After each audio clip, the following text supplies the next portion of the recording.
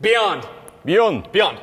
What's up, everybody? Welcome to Podcast Beyond, episode 346. I'm one of your hosts, Greg Miller, alongside He Only Does Everything, Colin Moriarty. Hello, Greg. The Dark Knight of News, Andrew Goldfarb. Fanning myself with this because I'm going to get hot. What are you even doing here? And the one and only Shuhei Yoshida himself, president of Sony Worldwide Studios, Shuhei Yoshida. How are you? Thank you. Thank you. Thank you for calling me the right name. No, yeah, you switched it. I saw on Twitter. You're no longer Shuhei. Yeah, I changed my name. You also use the Panda Musk drawing. That's awesome. He's awesome, isn't it? Yeah, he's amazing. Yeah, he's amazing. He's quick. Yeah, he's well. insanely quick. Panda Musk, everybody knows, he animates all the stuff for IGN, draws all the cool stuff. But yeah, he literally, it happened. He's like, I'll just draw that for you guys to make you bro force. I don't understand where he finds all this time. He's a doctor, isn't he? Well, we can neither confirm nor deny any facts about Panda. Oh, okay, yeah, he's a panda. Yeah, exactly. But the panda went to medical school. And actually, I saw a version, a fan added you in our, brothers. Yeah, there I was. Yeah, just chilling out, Just being hanging out, another one. being a dude. But before we start, I have something I brought. Well, you also brought the white PS4 here. This is not PS5, by the This way. isn't the PS5. No. Really quick, they're ambitious. I get to open it? There's my prediction. Oh my God. That's awesome. I believe I have Oreo Bits sandwiches. These are from Japan, I'm imagining. Yeah, green tea flavor. That's where you hail from. Wow. Look at these guys. Did the Japanese text give it away? The maca latte. You know what, Colin? I'm not one to jump to conclusions. Here at IGN, we are journalists. We never jump to any conclusions about what is happening with products. Maybe we'll put it out right here. This is product placement, right? Yeah, product. Are they sponsored you? No.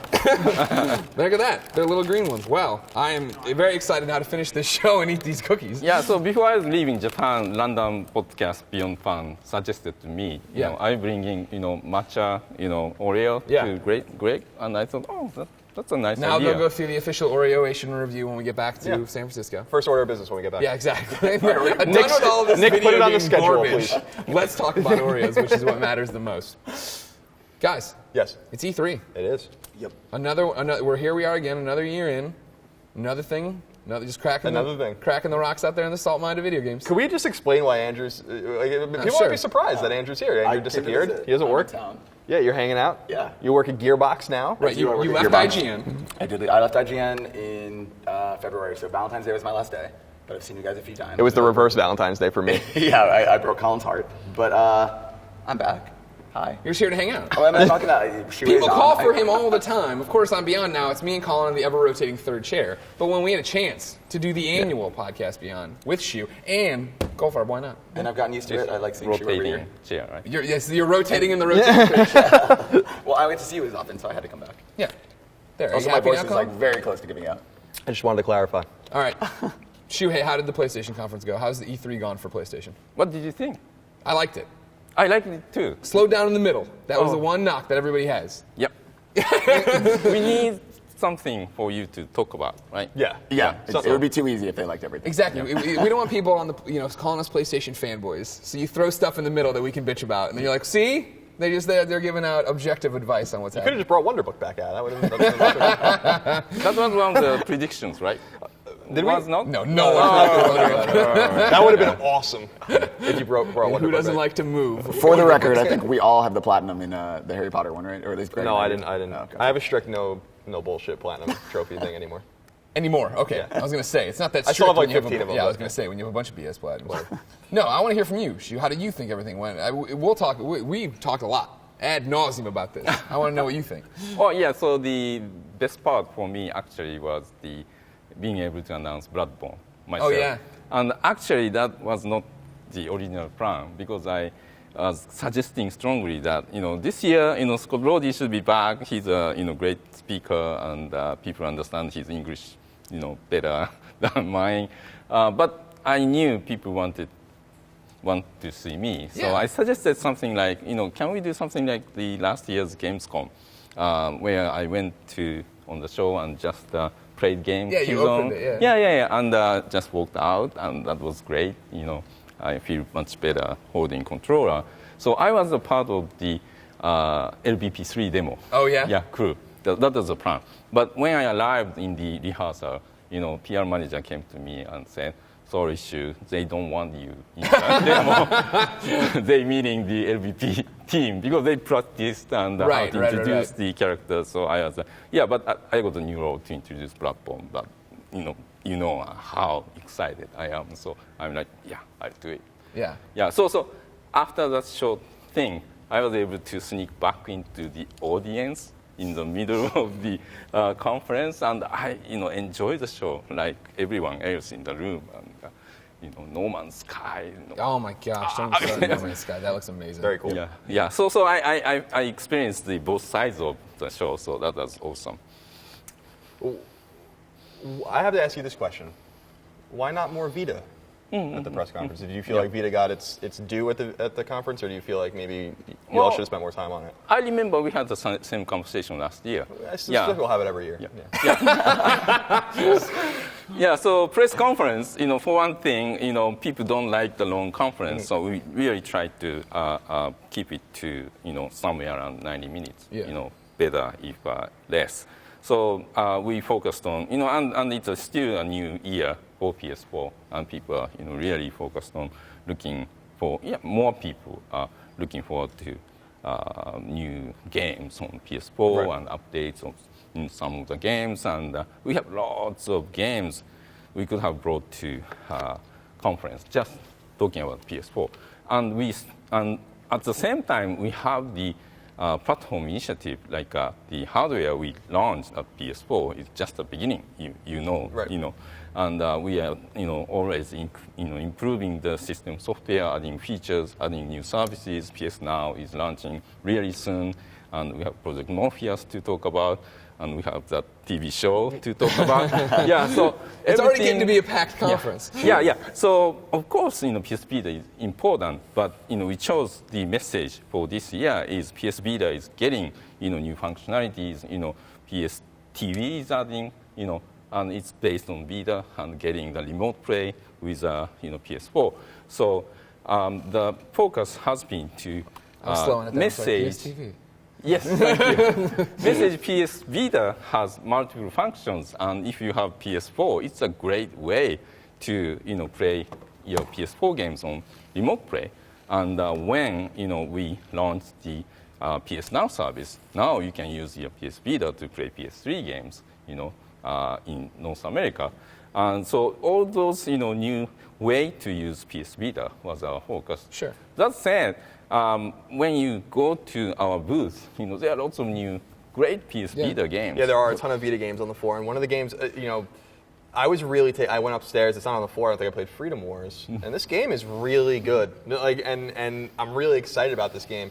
I've been reading a lot about how it's really heavily anticipated in Japan. One of the most pre-ordered games in Japan. And it's #1 most anticipated beat games on Famitsu, weekly magazine. Right. Yeah, for many weeks. So I want people to keep an eye out for that game because that I was really pleasantly surprised by that game. So there are a ton of Vita games on the floor. So I think it's exciting too that even aside from just Vita, getting its own games, I think it's cool that something like Entwined can be on both. And something like Entwined, you mentioned how packed the conference was, but you guys still take time for something beautiful and unique like Entwined. And I think that makes you guys special and unique because I think you can focus on that ecosystem that is spread out into the smaller indie games and GTA 5. And the Japanese RPG, beautiful Oreshika, it's so awesome. And it's a big development, big budget title, AAA, that's going to come to, US and Europe as well.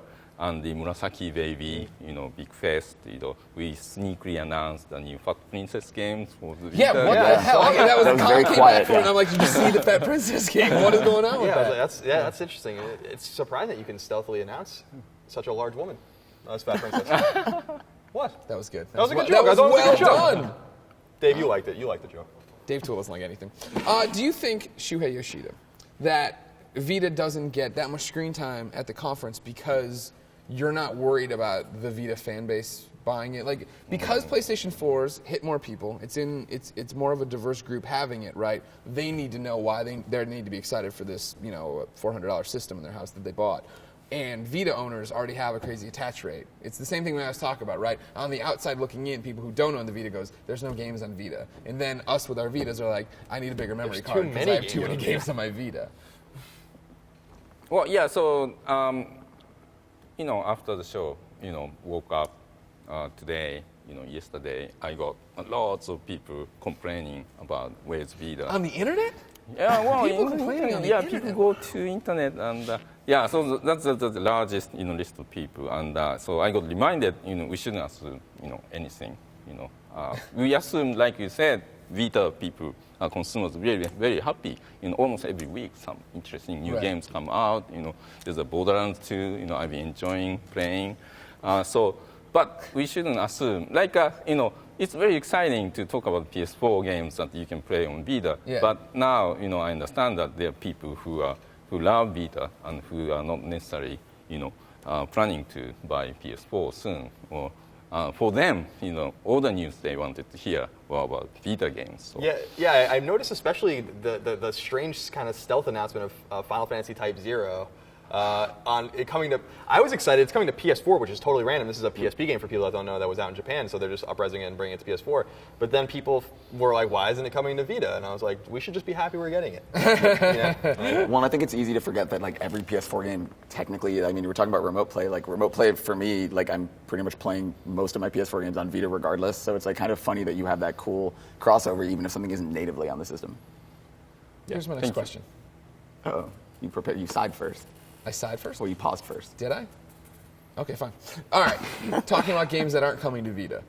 Okay. Stick with me, though, because I'm going to take a left turn before I get to the point. You recently had a little agreement with Harmonix, right, where they wanted to kickstart an old game, Amplitude. Yes, and you guys were like, absolutely. fine, if you can make it happen, great. Yep. Can I kickstart a Patapon? Can you kickstart? I will get you the budget to make a new Patapon. Maybe just to port over the Patapons from PSP, add trophies, and put them on PS4. I'm not even getting crazy here. On Vita. Well, I'm not, we'll get to that. That's a stretch goal. That's a stretch goal once we get there. I just want to put that in your head. Let you know that's a possibility. No. Is the answer. God damn it. You're not allowed to do that. You didn't even think about it. Harmonix people are very special. Yeah, it was very special. Yeah, created free. You're not special. I'm a pretty special guy too. Greg's not special. No, you didn't create Patapon. So. True. Yeah, we have to put our games and IP in good hands. I will tell you this, Greg.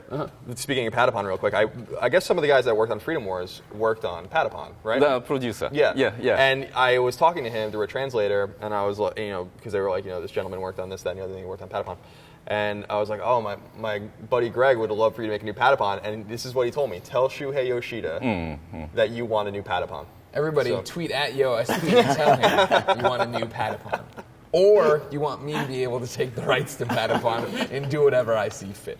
Yeah, people ask me, where's the next Apex game, where's the next Loco, where's the next, Soko. Those games are dead. Patapon, so where's much life next, in it. Siphon Filter, Siphon Filter, yeah. Yeah, okay. Yeah, but different people like, different things. Like some people like Patapon, right? Some people like Siphon Filter. So we have, long, history of making games, and luckily, lots of people still, love those franchise, or we believe on. People complain. We showed the video and didn't follow up with any new announcement. That's I apologize. But we have, you understand, we have finite resources, number of teams, and budget. So we have to, and we are always excited to work on new IP, Bloodborne, whatnot. Yeah. So we have to balance, how much we continue our existing franchise and how much we, can invest in new IP, and what we can do with the IPs we are not currently in development. So the games, some new games not in development for some of the franchises do not mean that will never come back. I'm just letting you know. At some point, you're going to be looking. Oh man, we got to get rid of something. I'm interested in the rights to Patapon. Thank Do you. you think it's like an IP garage sale? Pretty much. Is that not how this works? I don't know.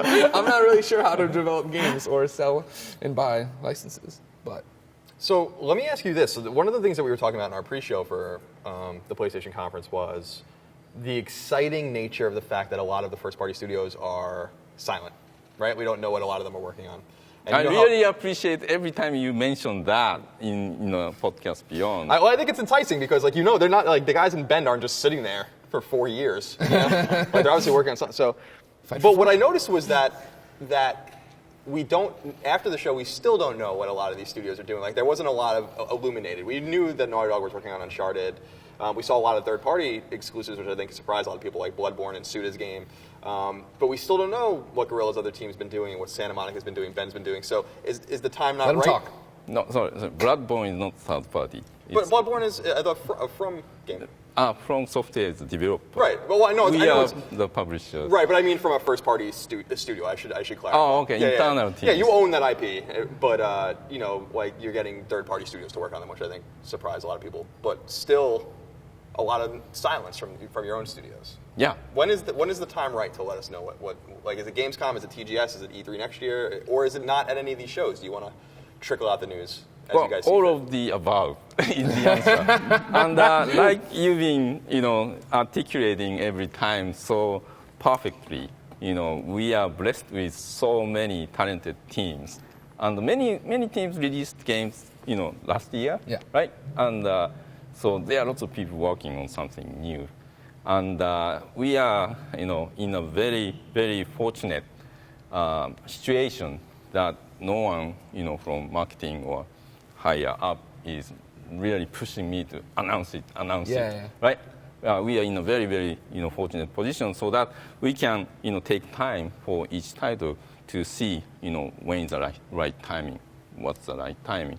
Because when we prematurely announce something, I get questions every time, where is it, right?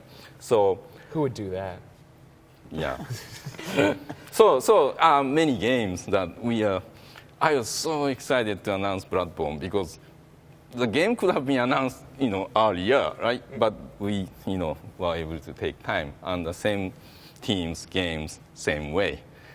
So we have like a list of, titles we are looking forward to announce So, Very enticing. through the year. in that vein, did you get a chance to see EA's press conference?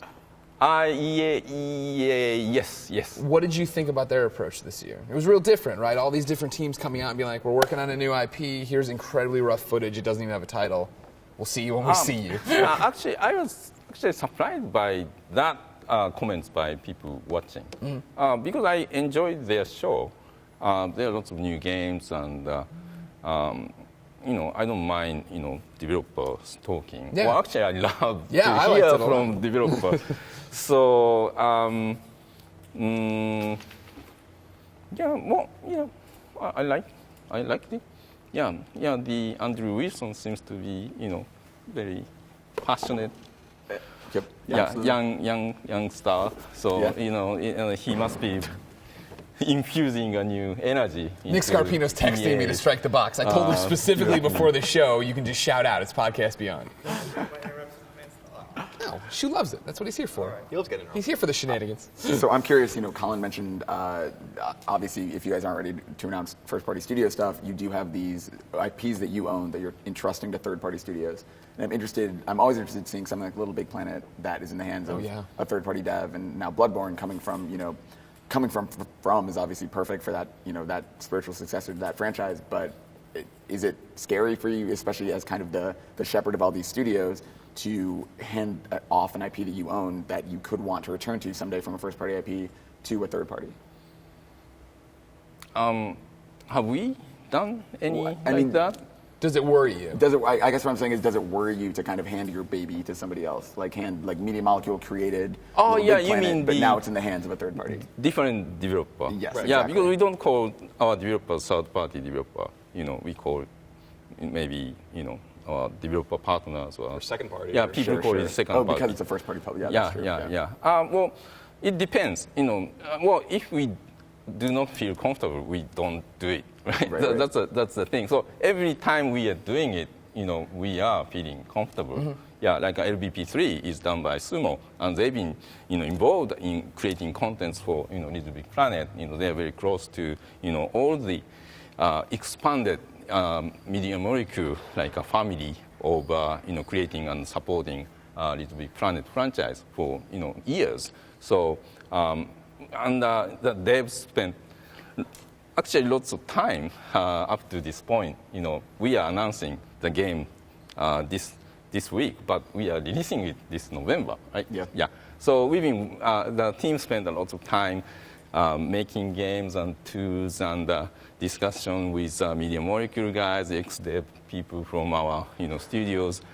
So making sure that the new game LBP3 is authentic LBP experience. That makes So- sense. I'm so excited. I can't wait for Oddsock. I started tweeting a lot about it. Here's my question then. Similar vein about how we're talking about how you guys decide when to announce and when to release. I loved, first off, the presentation for Entwined, how beautiful it was. Got to do the live show today, actually see somebody play it since I'm not at home to download it immediately. But when Scott comes out, shows this game, announces it, and then says, and it's, you can download it right now. You can go and do you think, like next year, and I'm not asking you to tip your hand, but do you think next year you'll see more people doing that? It seems like such a no-brainer to me in this new ecosystem, right? That you're like, here's this trailer for Uncharted, and it's coming out in 2015, and you're super excited for it, great. But here's something you can get right now. And Battlefield, the beta's Right, on PS4 right, right yeah, now, yeah, too. yeah. Yeah, Destiny, the Yeah. early alpha, this week. Yeah, I agree. That's awesome, and I hope that is kind of the future. That like, hey, did you think this is cool? Okay, play it right now. Yeah. Yeah, the game's getting more and more digital. We can do something like this, and people like it. I like it. Yeah. So I bet more teams will be doing it going forward. Okay. To that point, is it frustrating for you when things leak through kind of external sources? And what I mean by that is none of your devs are talking, but you have to secure your IP as a trademark. You have to put the trophies in the back end. You have to do all these things. So like Entwined leaked as an IP, and then its trophies leaked, indicating that it was imminent. Bloodborne and Guns Up leaked as IP. We still don't know what Killstrain is. But is that annoying to you? Because it's kind of the nature of a business. You have to do these things and people can search for them, but at the same time, you're not ready to go yet. Yeah, it's absolutely frustrating when some assets, got leaked.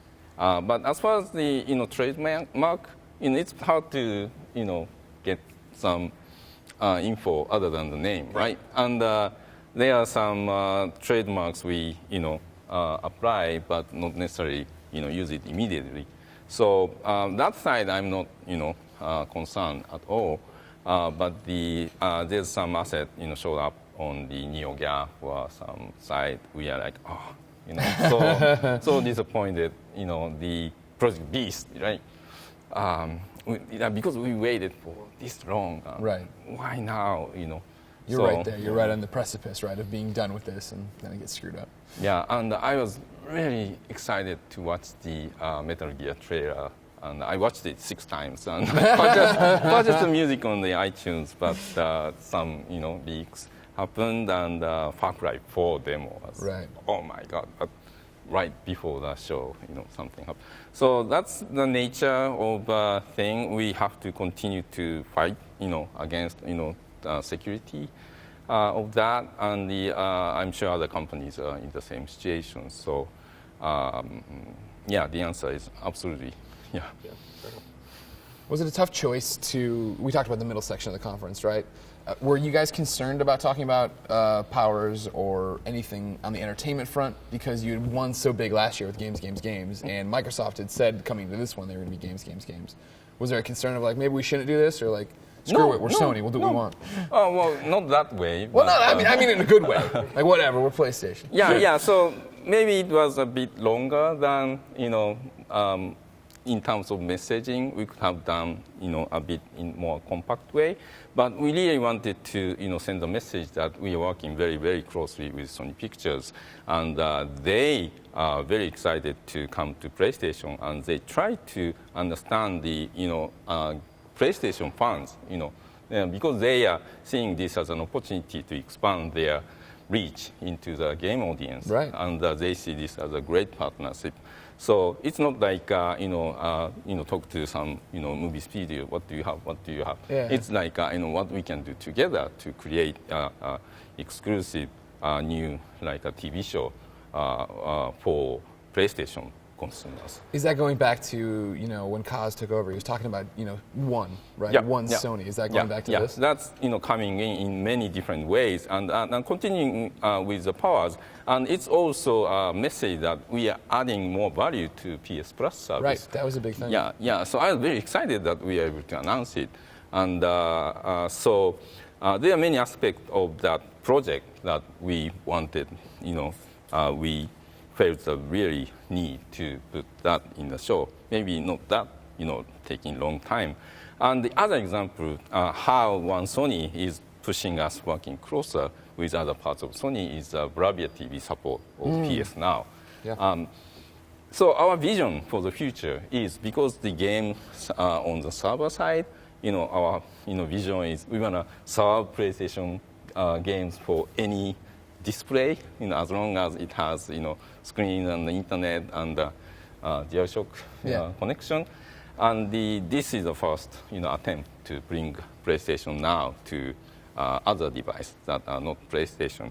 That said, we are learning quickly that because of the nature of the internet, the latency is the killer, right? That's the single most important thing to make the gameplay experience great on PS Now. So what we've done, our tech teams work really closely with Bravia TV guys, and so we agreed to let's just do it on this year's model, because every year they are advancing their own tech inside the TV, and they are putting a pretty strong core on their TV architecture, and they really tuned their software to make sure that the game experience is great working with our team in Japan and Gaikai team in the US. So that's another example of when we work with other parts of Sony, we really work with them to make sure that our PlayStation brand and experience is kept like a really top quality throughout. So, and another example, maybe working with mobile teams and Xperia teams that we are not talking about, too many details as yet. So it's cool. pretty You guys are exciting. unifying that platform in so many directions.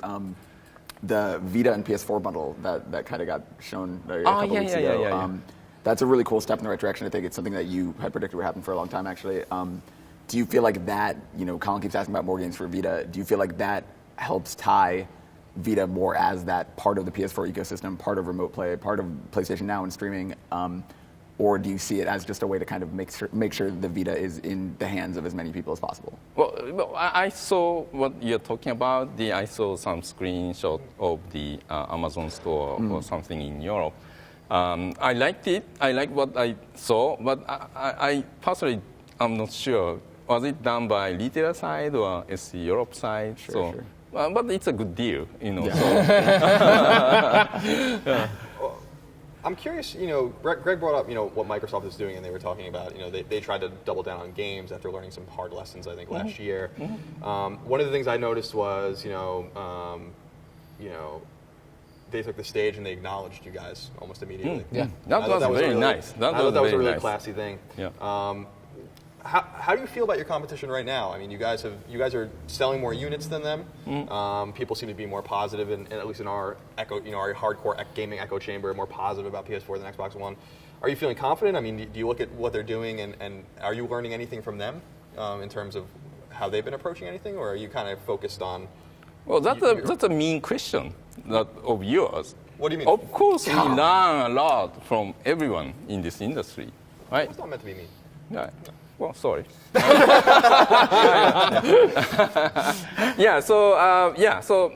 very happy, because I'm fan of Nintendo games, and Microsoft has historically done lots of great stuff, and I liked their show. Phil Spencer guy seems to be a very sweet guy, and the acknowledgement at the beginning of the show was very, very nice. Tweeted you guys right after yours, we exchanged tweets, and. I saw him in the lobby of the hotel. We are staying in the same hotel. So, like I said last year, having competition is great in terms of all the companies are always on the edge, right? In the end, that consumer win.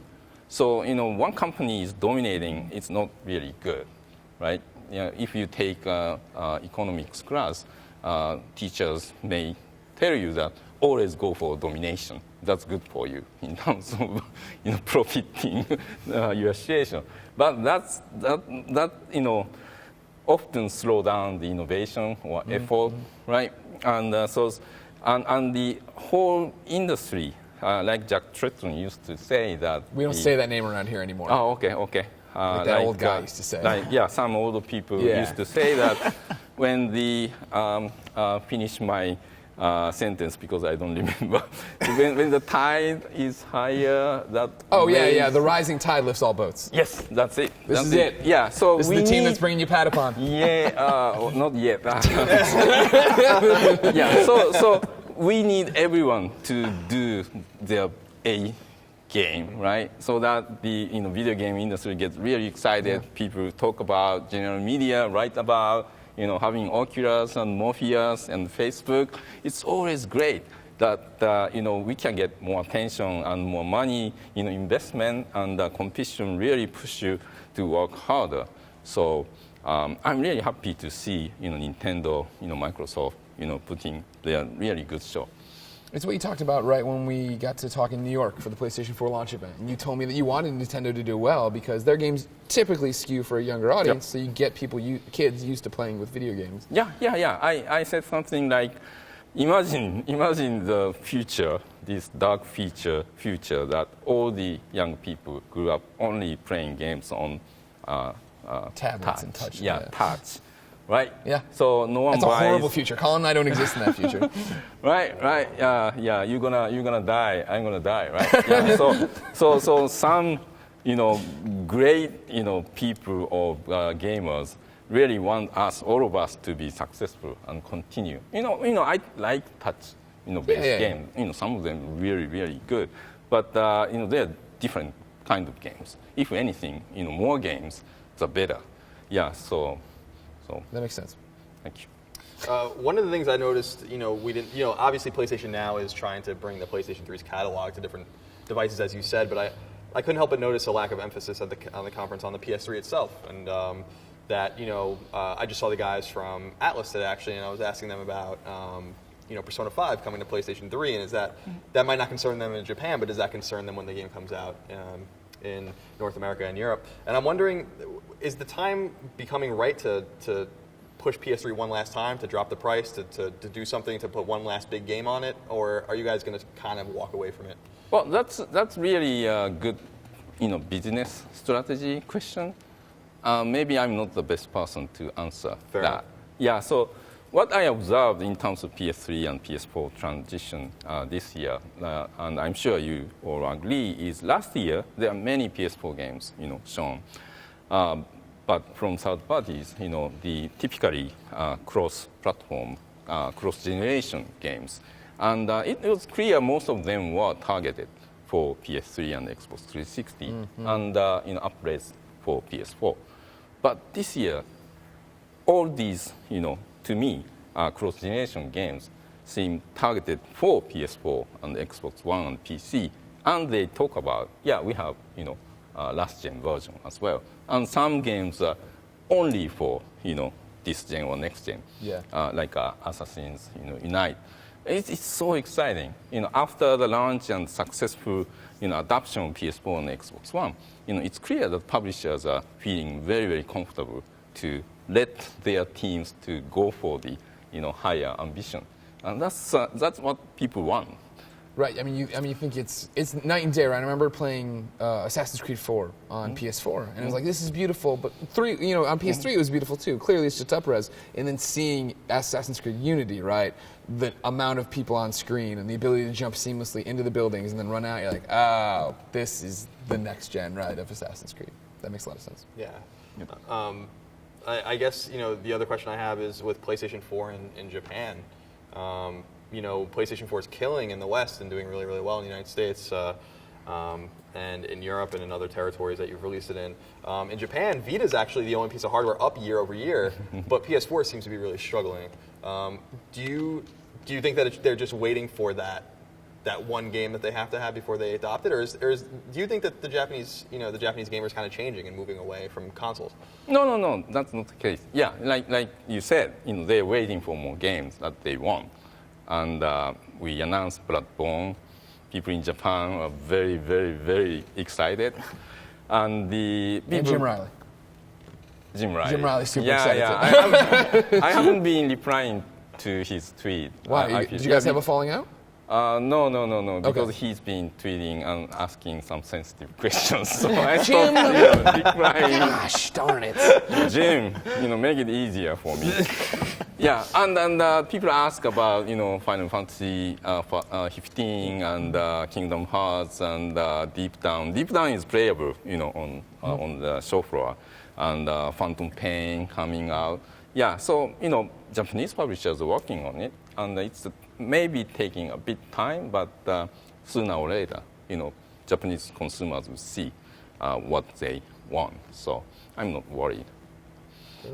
Okay. Here's what I want to know. Yep. It's been half a year, a little bit more for PlayStation 4 on the market. It's been going strong, doing well.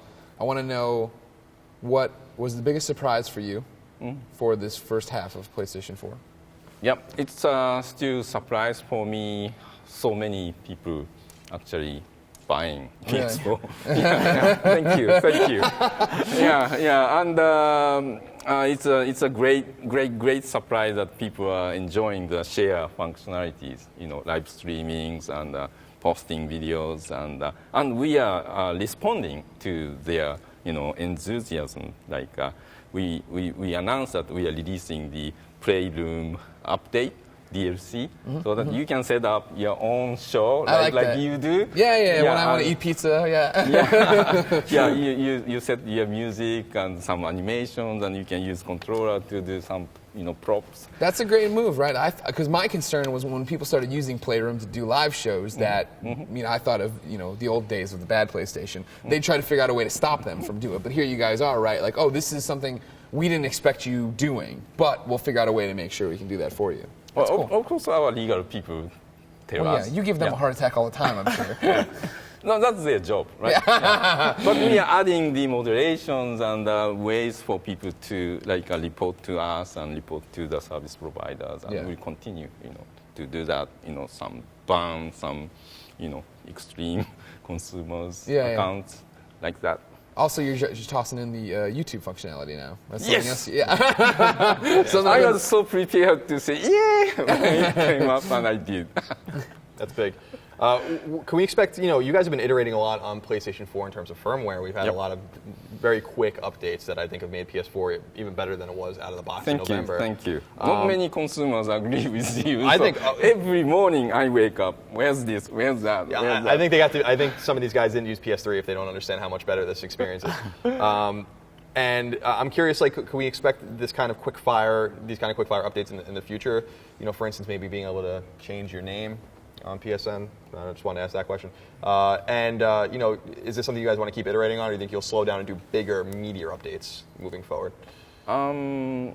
Bigger media updates are great because we can release a new firmware like new, AAA titles.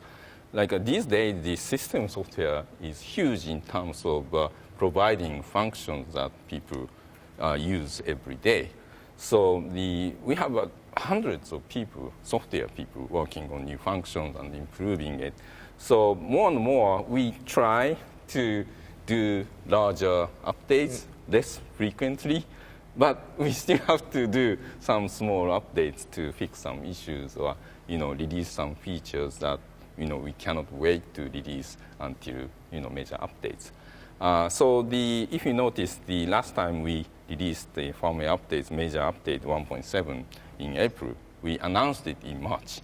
That was our marketing team's first attempt to hear the features. Many share functions, share factory, and so you'll see more like that going forward. But we have a long tally of list features our teams is working on, and as the development progresses, we'll package them together and release as a new firmware. So you hear that later, Cool. Going forward. we're coming to the end of our time. We still have a little bit. Okay. But I want to talk about something that happened at the very end of the PlayStation press conference. You have to have seen it. How good does Uncharted 4 look running? Mm-hmm. Does it look good when you play it? Does it feel good? What is Nathan Drake? Does he look like that all the time? How does Elena look? What does the game look like when it runs? How is Uncharted 4? Supposed to be good. Supposed to Yeah, it's gonna be great. Yeah. Yeah. You know, the Neil and Bruce worked on many Uncharted. Yeah. You know, before they worked on The Last of Us. So it's like for them, it's like homecoming. Sure. And lots of teams members from Last of Us moved on to Uncharted 4. So it's a really cohesive, strong team. We respect, always respected and still respect, Amy, what she's done, such a wonderful person and talented person. And we are so happy and excited that she's working on some big project, in other companies. Yeah. But Naughty Dog has lots of talented people, Right. and it's always a team effort to create, Uncharted or The Last of Us. So I'm so excited for Uncharted 4. You come on Podcast Beyond because you were a fan first and found us that way, and so you listen to the show still, I imagine. Yeah. Have I personally been overblowing what I thought was happening at Naughty Dog? Because remember, even in predictions, I was like, I didn't know. I think there's a chance they won't show it at the show. I think it's further off track than it is. Has the team come together in a way that they're still on track and everything's fine? Absolutely. Okay. I think we'd be, loath not to mention too. I predicted that, the game has an enormous mystique around it at this point. But I predicted it on Podcast Beyond, I think a week or two ago when we did our E3 predictions that the Last Guardian would finally reemerge from the ashes like a phoenix, Greg. Yeah. I'm happy that we've hit the 2 annual Colin points of Last Guardian and change your PSN name, as if he had forgotten. Siphon filter. just for that one guy, rumors were run that the game was canceled. That ended up not being true. Can you speak a little bit? I know it's going to be the usual, maybe it's still in development kind of thing, but when's the time right to show this game again? And my take has always been, my stance has always been, as we talked about on Podcast Beyond, that if it was canceled, they would have said so by now because it would otherwise be a stain on you guys. So obviously the game's coming. But when is the time? Exactly as you said. So I was wondering what was on your mind when you tweeted that tweet. Yeah, for me it was, we ran the story. I didn't, the sources aren't mine. I didn't write the story. My assumption was that it was true, and I was disappointed because I really want that game. And as you said, if we cancel the title, because so many people waiting for that, we'd have said that. Yeah, that would be my assumption as well, because we had talked a few months ago. But is it, when I talked to Scott Rhodey a few months ago, he told me that it was a great honor for Sony that, people are still so intrigued and interested by this game, and that Team Ico, even though they haven't put out a game since 2005, still commands so much respect from people. Do you feel like you showed the game obviously too early and that you guys are kind of a little gun shy now and you want to just really wait until you're ready to go? Yep. Yeah. Thank you for saying that for me. Thank you for asking the question and answering it yourself. We're connected mentally. Just like us on this Patapon project we've been working on. Kickstarted soon. Yeah. Me and Outsock also are connected in that way. You and Outsock have no connection. Stop getting in there. Shu, Yep. we love you. Thank you for coming on the show. I love you too. I know. You're a good guy. You're doing good work out there. We thank you very much. I love Brian Altano too. No, let's not get his head any bigger than it needs to be. How do you like the rotating third chair? Oh yeah, very much. Okay, good. He's great. Yeah. Who are some of your favorite additions now that Goldfarb's gone? Greg and I are yin and yang, obviously, but who mixes with us the best now that? Well, I'm biased because I love Brian. He's gonna have a big head after this one. Good for him. Oh my goodness. Well, thank you so much, Shu. Yeah, thank you, Shu. We really appreciate your time. Ladies and gentlemen, of course, thank you for watching and or listening. Remember, Podcast Beyond posts as an MP3 every Tuesday with the video following every Wednesday, except for when E3 happens and the whole schedule goes off the rails. Of course, we love doing this show, but what makes the show happen is IGN.com. So go there, read the articles, watch the videos. Download the PlayStation 4 IGN app, which has been doing bonkers numbers. I don't think we can share them publicly, can we? I can't remember. Did we already? The bonkers numbers on the PlayStation 4 app, so thank you all for your support on that. Then, of course, follow us all on Twitter. IGN is IGN. Shuhei Yoshida is EOSP. Brohei Yoshida. I'm sorry. Shuhei Yoshida is Yo-SP. I'm you. Game Over Greggy. Colin's No Taxation. Garfep is Andrew Gar. Damn it, I'm so out of practice. Oh, damn it. Andrew Goldfarb is Garfep. Nice. How you doing? I'm doing good. I haven't missed you at all. Go find him in Texas. He's there somewhere. That's true. Every podcast Beyond usually ends at a song, but we are at E3, so we don't have time to pick one. Send yours to beyond@ign.com. Maybe we'll use it next time. Now Shuhei's going to sing us out.